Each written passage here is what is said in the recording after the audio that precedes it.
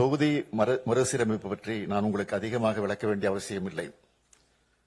வரவிருக்கின்ற அல்லது எதிர்காலத்தில் நடைபெறுகின்ற சென்சஸ் அடிப்படையில் மேற்கொள்ளவிருக்கும் மக்கள் தொகை அடிப்படையிலான தொகுதி மறுசீரமைப்பு என்பது நம்மை போன்ற மாநிலங்களை வெகுவாக பாதிக்கப் போகிறது.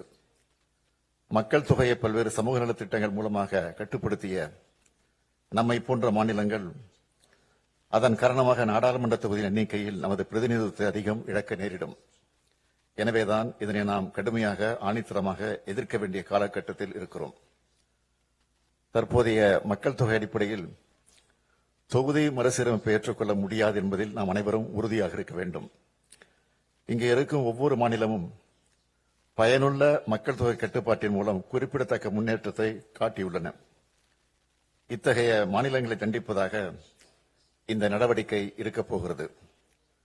மக்கள் பிரதிநிதிகளின் எண்ணிக்கை குறைவதன் மூலமாக நமது எண்ணங்களை சொல்வதற்கான வலிமை குறைகிறது. இந்த ஆண்டு காலமாக மணிப்பூர் மாநிலம் பற்றி எரிகிறது. 2 ஆண்டு காலமாக மணிப்பூர் மாநிலம் பற்றி எரிகிறது. அதனால் நீதிக்கான அவர்களின் குரல்கள் புறக்கணிக்கப்படுகின்றன. ஏனென்றால் நாட்டின் கவனத்தை ஈர்க்க அவர்களுக்கு அரசியல் வலிமை இல்லை. எனவே நாடாளுமன்ற தொகுதிகளின் எண்ணிக்கை குறைவது அல்லது நமது பிரதிநிதித்துவம் குறைவது என்பதை நம்முடைய அரசியல் வலிமையை குறைப்பதாகத்தான் பார்க்க வேண்டும். இது வெறும் எண்ணிக்கையை பற்றியது மட்டுமல்ல, இது நமது அதிகாரம், நமது உரிமைகள் மற்றும் நமது எதிர்காலத்தின் நலன்களை பற்றியது. பிரதிநிதித்துவம் குறைந்து வருவதால் நமது மாநிலங்கள் நமக்கு தேவையான நிதியை பெறுவதற்கு கூட போராட வேண்டி வரும். நமது விருப்பமில்லாமல் நமக்கான சட்டங்கள் வடிவமைக்கப்படும். நமது மக்களை பாதிக்கும் முடிவுகள் நம்மை அறியாதவர்களால் எடுக்கப்படும்.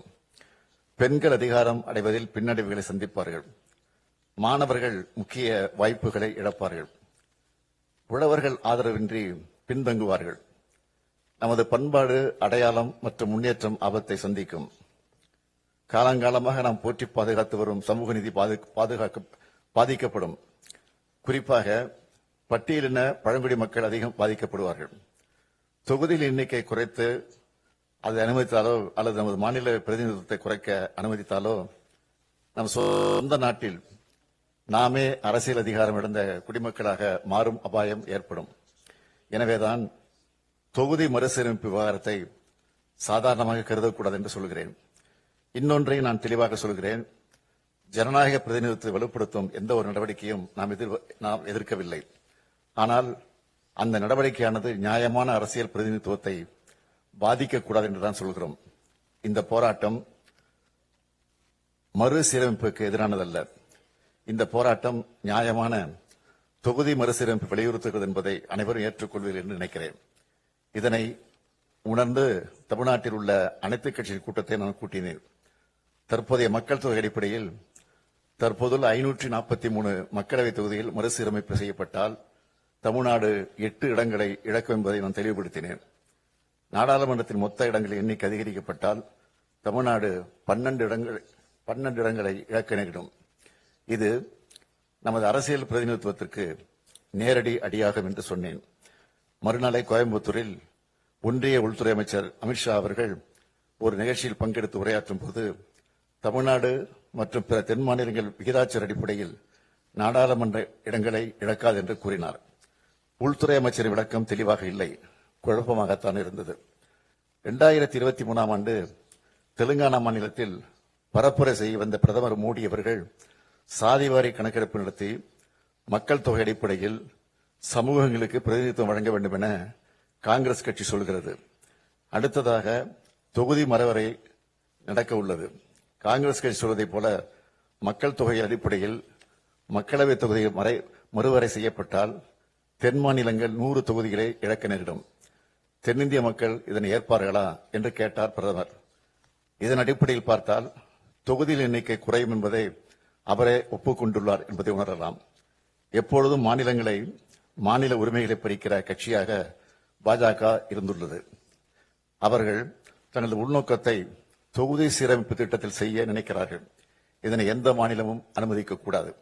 இந்த அச்சுறுத்தலை உணர்ந்து முன் எப்போதும் இல்லாத ஒற்றுமையுடன் தமிழ்நாடு செயல்பட்டு வருகிறது. இதே போன்ற ஒற்றுமையை இந்த அரங்கில் உள்ள அனைத்து மாநிலங்களும் காட்ட வேண்டும் என்று கேட்டுக்கொள்கிறேன். இந்த கூட்டு நடவடிக்கை குழு கூட்டத்தில் விவாதிக்கப்பட்டு நிறைவேற்றப்பட வேண்டிய தீர்மானங்கள் குறித்த உங்கள் மதிப்புமிக்க பரிந்துரைகளை பகிர்ந்து கொள்ள அனைவரையும் நான் கேட்டுக்கொள்கிறேன். இந்த குழுவிற்கு நியாயமான தொகுதி மறுசீரமைப்புக்கான கூட்டு நடவடிக்கை குழு என்று பெயரிட நான் முன்மொழிகிறேன். நாம் தொகுதி மறுசீரமைப்புக்கு எதிரானவர்கள் அல்ல, நியாயமான தொகுதி மறுசீரமைப்புக்கு ஆதரவானவர்கள் என்பதே இந்த பெயரே சொல்லும். ஒரு நாள் நாம் கூடி ஆலோசித்து தீர்மானம் நிறைவேற்றுவதில் மட்டுமே இந்த போராட்டம் முடிவடைந்தது. உரிமையை நிலைநாட்டிட தொடர் நடவடிக்கை மேற்கொள்ள வேண்டியது மிக அவசியம். ஒன்றிய அரசை வலியுறுத்துவது ஒரு பக்கமும், இன்னொரு பக்கம் இது குறித்து மக்களிடம் விளக்கிட, மக்களிடையே விழிப்புணர்வை ஏற்படுத்திட இந்த கூட்டு நடவடிக்கை குழு மிக அவசியம் என்றே கருதுகிறேன்.